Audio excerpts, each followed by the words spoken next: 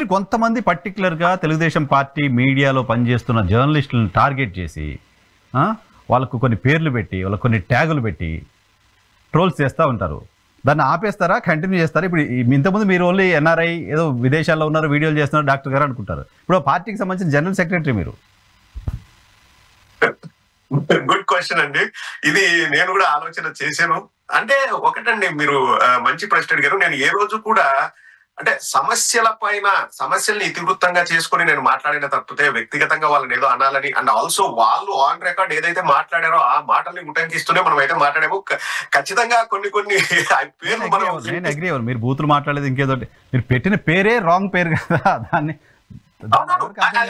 మీరు నేను లేదు అనుకుంటే కాదు. అది 100% రాంగ్ పేరు అండి. బట్ దానికి ఆ రాంగ్ పేరు ఎందుకు వచ్చిందో కూడా నేను 100 సార్లు చెప్పాను. Like how I got attracted to a person, like ఆయన చెప్పే మాటలు చేంజ్ అవుతాం కదా, over a period of time change అవుతాం. ఇప్పుడు మీరు ఒక పొలిటికల్ పార్టీలో 40% ఓటింగ్ ఉన్న ఒక పొలిటికల్ పార్టీలో రెస్పెక్టెడ్ పొజిషన్ లో ఉన్నారు. Are you willing to change అని నేను అడుగుతున్నా. తప్పకుండా అండి. Like we evolve.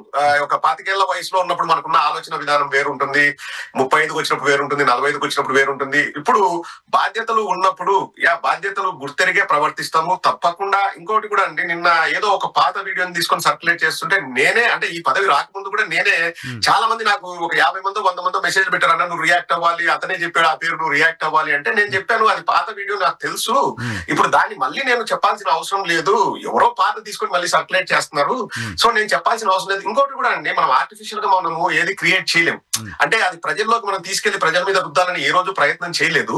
అండ్ అటు పక్క నుంచి వాళ్ళు మాట్లాడుతున్న మాటలు, వాళ్ళ చేష్టలు కూడా అవే వాటిని ముందుకు తీసుకెళ్తున్నాయి. మనం చేసే ప్రయత్నం లేదని ఇప్పుడు నన్ను నేను హీరో అనుకుని 100 సార్లు చెప్తే అందరూ కూడా అబ్బా ప్రదీప్ హీరో అంటారు అనరు. బట్ అక్కడ ఎక్కడో కనెక్టింగ్ పాయింట్ అనేది ఒకటి ఉంటుంది. ఆ కనెక్టింగ్ పాయింట్ అన్నది వాళ్ళు క్రియేట్ చేసిన అజెండా, అది మనది కాదండి. సో తప్పకుండా మీరు అన్నట్లు ఇప్పుడు మీరు జనరల్ సెక్రటరీ అంటే ఆ విధంగానే మనం మాట్లాడతాము.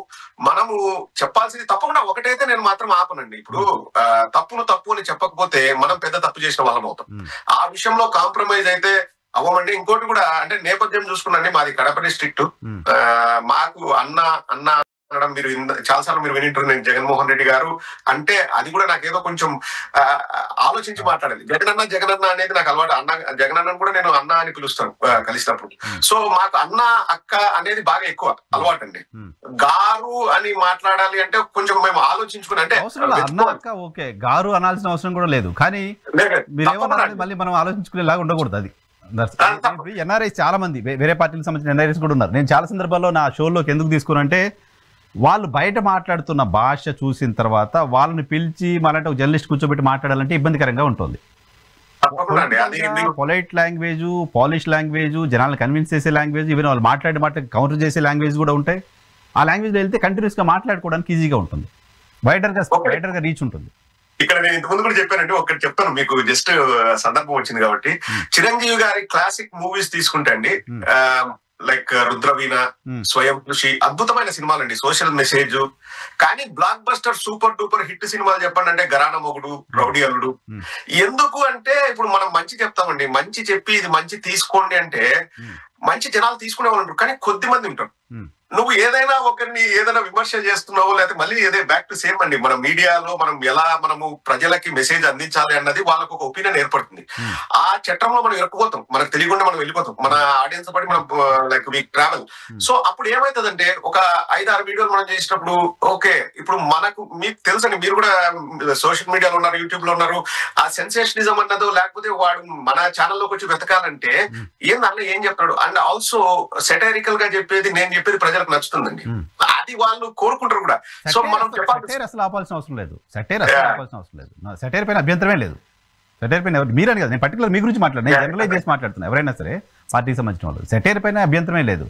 సెటైర్ గట్టిగా మాట హార్ష్గా మాట్లాడినా తప్పులేదు, కానీ కొన్ని మన ఫ్యామిలీస్ లేడీస్ ఎవరైనా కూర్చొని మాట్లాడుతున్న సందర్భంగా ఆ పదాన్ని మళ్ళీ ఉచ్చరించేలా కూడా ఉండాలి కదా. That's what I'm trying.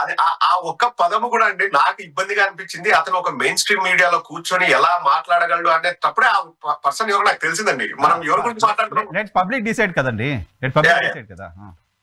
But నేను ఒక విషయంలో ఐఎమ్ హ్యాపీ అండి, మేము పబ్లిక్ దృష్టికి తీసుకెళ్లామన్న దాంట్లో మాత్రం నేను సక్సీడ్ అయ్యానని I feel very happy about it. And ఆ విషయంలో ఐఎమ్ హ్యాపీ అండి. ఓకే రైట్, రెగ్యులర్ గా పొలిటికల్ ఇష్యూస్ పైన మాట్లాడదాం. చివరిగా 18 నెలల కూటమి సర్కారు పాలన పైన మీ రియాక్షన్ ఏంటి అంటే ఏం చెప్తారు?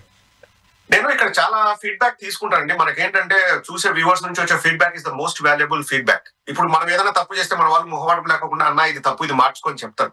ఇది వద్దన్న ఈ టాపిక్ మీరు మాట్లాడొద్దు, ఇది మనకు మంచిది కాదని కూడా చెప్తారు. So we take their feedback. But ఇప్పుడున్న అడ్మినిస్ట్రేషన్ అండి పూర్తిగా గాడి తప్పిందండి. లైక్ ఎన్ని వందల ఇన్సిడెంట్స్ మనం చెప్పొచ్చు.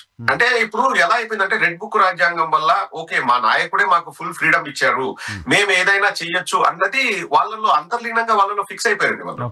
అండ్ ఆల్సో ఇక్కడ మెకానిజం ఎలా వర్క్ అవుతుందంటే బెస్ట్ ఎగ్జాంపుల్ అండి, కల్తీ సారా చేసిన వ్యక్తి జయచంద్రారెడ్డి అరెస్ట్ అయ్యాడా? అవ్వలేదు.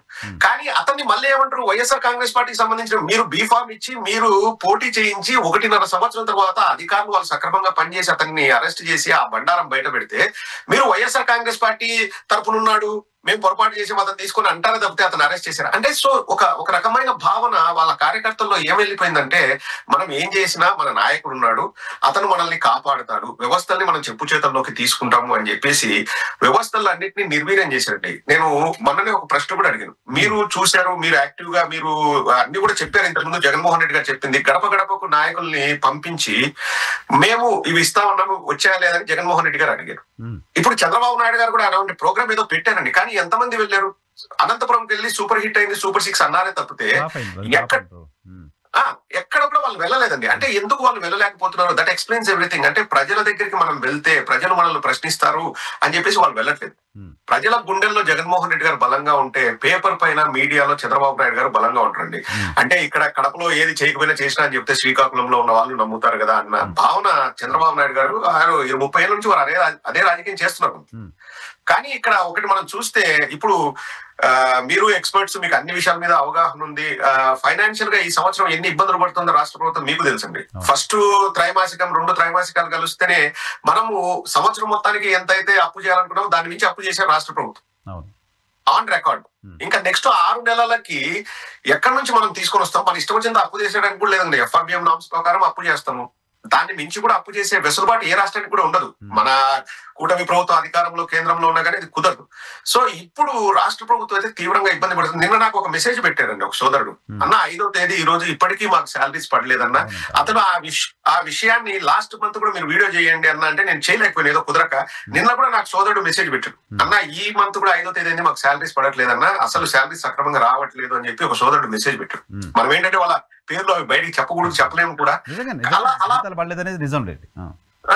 అలా పరిస్థితులు ఇవన్నీ కూడా వాస్తవ పరిస్థితులు అండి. నాకు ఎక్కడ కూడా ఇప్పుడు ఫలానా జరుగుతోంది, ఫలానా మంచి జరుగుతోంది అన్నది ఎక్కడ మనకు మచ్చుకైనా కనిపించట్లేదు. అంటే తెలుగుదేశం వాళ్ళు చేస్తున్నది ఏంటంటే ఇప్పుడు నారా లోకేష్ ని ఎలా లీడర్ గా మనం నిలబెట్టాలి.